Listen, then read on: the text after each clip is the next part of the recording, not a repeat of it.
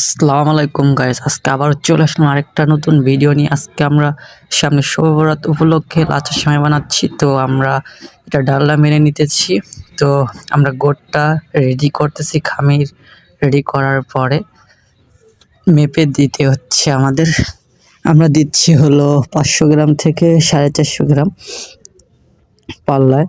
আপনার বাসা বাড়িতে আপনাদের আইডিয়া মতো দিতে পারেন, যতটুক আমাদের ইচ্ছা। ঠিক আছে, আজকে কারেন্ট না থাকার কারণে আমরা লাচ্ছা সেমাইটা বানাচ্ছি।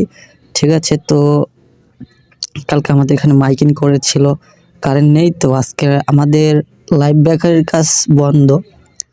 এই কারণে লাচ্ছা সেমাইটা এই ফাঁকে আমরা বানিয়ে ফেললাম, যদি আর কোনো দিন বানাতে সময় না পাই। সময়ের কারণে আমরা লাচ্ছা সেমাইটা বানাতে পারতেছিলাম না, তো আজকে বানিয়ে ফেললাম। শবে বরাতের আর বেশি দিন নেই, যেমন আজকে হলো 24 তারিখ।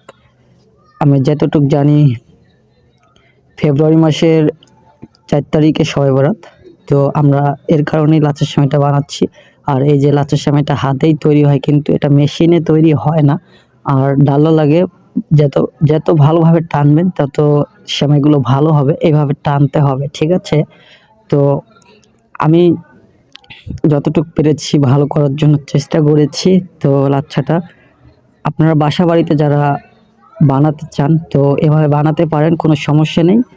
ঠিক আছে, লাচ্ছা সেমাইতে আমরা দিচ্ছি শুধু লবণ, যে খামিরটা আমরা দিই লবণ আর পানি, লবণ পানি দিয়ে ময়দা, এই তিনটা জিনিস দিয়ে আমরা সেমাইটা তৈরি করি খামিরটা। তারপরে আমরা গোট করে ওটাকে এভাবে করে রেখে দিয়ে তারপরে টানি। ঠিক আছে, টেনে টেনে চিকন করা হয়। মোট টান আমরা দেই হলো 4.5-5-এর কাছে, কেউ দেয়, আমরা 4-4.5 কাছে রাখি।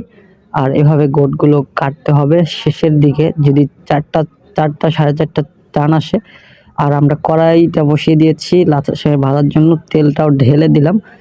ঠিক আছে, এই যে আমাদের করে রেডি। তো আমি এখন লাচ্ছা সেমাইটা ভাজতেছি, চেপে চেপে দিতেছি। এই যে আমাদের সেমাইটাও কিন্তু ভাজা হয়ে গেছে। আর আপনারা যে যেখান থেকে ভিডিওটা দেখেন না কেন, কমেন্ট বক্সে সবাই জানিয়ে দিবেন ভিডিওটা কীরকম হয়েছে। সবাই ভালো থাকেন, আল্লাহ হাফেজ।